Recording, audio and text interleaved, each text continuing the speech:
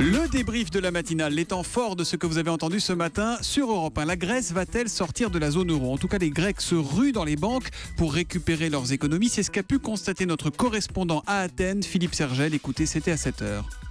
Les retraits bancaires qui se sont accélérés ces derniers temps avec des rumeurs de contrôle bancaire immédiatement démenties hier par le gouvernement. On en est arrivé à 3 milliards depuis le début de la semaine, avec des gens qui retirent même des sommes modiques, quelques milliers d'euros d'économies, des gens dans un état d'extrême lassitude, dans une ambiance de totale incertitude, où l'économie réelle s'est pratiquement figée, les contribuables ne paient plus leurs impôts et l'État ne paie plus ses fournisseurs. Le sommet de la zone euro lundi sera l'occasion de la dernière chance. Après la tuerie de Charleston aux États-Unis, Barack Obama a souhaité une nouvelle fois un meilleur encadrement des ventes d'armes à feu. Mais visiblement, ça risque d'être bien compliqué à mettre en place, comme nous l'expliquait la spécialiste des États-Unis, Anne Désine. C'était à 6h45 dans Europe 1 vous répond. Il y a 2 petites lois dans les États, parce que c'est réglementé au niveau des États, qui ont autorisé le port d'armes dans les écoles et pour les professeurs s'ils ont l'autorisation du proviseur. Et en France, quelles sont les règles, Anne Désine ? Qu'est-ce qu'il faut faire pour avoir une arme ? C'est quand même un peu plus compliqué, un peu plus réglementé. Il y a déclaration et les armes un peu plus dangereuses, il faut autorisation, mais la plupart sont interdites. Or, ces armes qui sont frappées par une interdiction chez nous sont en vente libre aux États-Unis. Europe 1 vous répond tous les matins à 6h45. Camille Abili est une bleue comme Platini et Zidane. Elle porte le maillot numéro 10 de l'équipe de France de foot, mais elle garde la tête froide. Écoutez, elle était mon invitée à 7h45 pour l'interview vérité d'Europe 1. Elle qui jouera dimanche avec ses coéquipières le 8e de finale de la Coupe du Monde face à la Corée du Sud. Je ne me mets pas à leur échelle, loin de là. J'ai rien prouvé par rapport à eux. Après, c'est sûr que c'est forcément une fierté déjà d'avoir ce maillot. Et en plus, c'est un numéro que j'affectionne. Mais je suis très très loin des Zidane ou des Platini. Donc je pourrais même pas me comparer.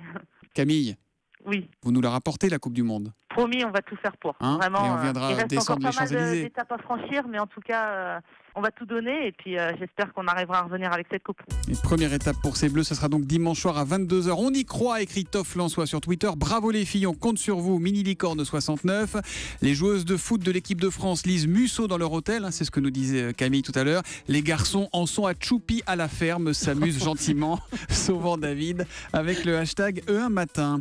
Et puis la Chambre régionale des comptes vient d'épingler la ville de Levallois-Perret, qui serait beaucoup trop généreuse avec son champion olympique de judo, Teddy Riner. Écoutez les explications de notre journaliste Jérôme Lacroix, c'était à 6h30 tout à l'heure. Un salaire mensuel fixe de 24 000 € net, mais aussi 1 900 € chaque mois pour le paiement de son loyer ou encore près de 1 000 pour la location et l'entretien de son véhicule. En contrepartie, et c'est contractuel, le champion olympique s'engage à, dès qu'il le peut, promouvoir son club, afficher le logo, en citer le nom lors des interviews. Le club s'est défendu hier, arguant que la notoriété de Riner servait à attirer des partenaires privés tout en reconnaissant à demi-mot que financièrement, le retour n'était pas vraiment à la hauteur de l'investissement. Jérôme Lacroix, et vous défendez plutôt Teddy Riner. L'excellence se paye personnellement, ça ne me choque pas, écrit Vigou63 sur Twitter avec le hashtag un matin. Et puis Nicolas Canteloup nous en parlait, Eva Rock également nous en parlait dans le kiosque d'Europe 1 à 6h15.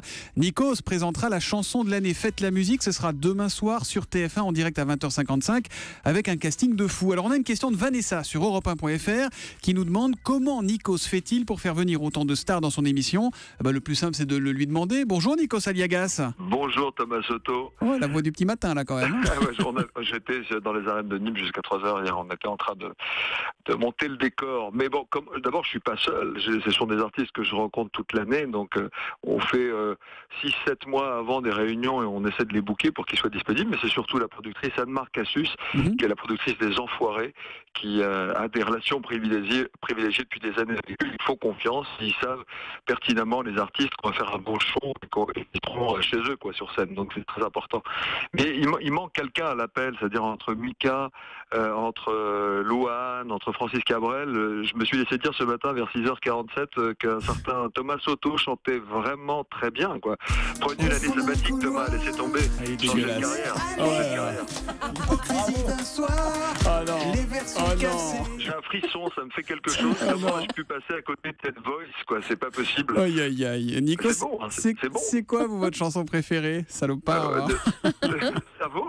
C'est la vôtre, je l'écoute en boucle depuis ce matin, ça y est, j'ai la pêche, c'est un truc de fou. C'est ce qu'on va faire, Nikos. Arrêtez le bassin. C'est ce qu'on va faire. Si Jean-Marc Morandini est d'accord, il va nous aider, il va mettre ça sur son blog.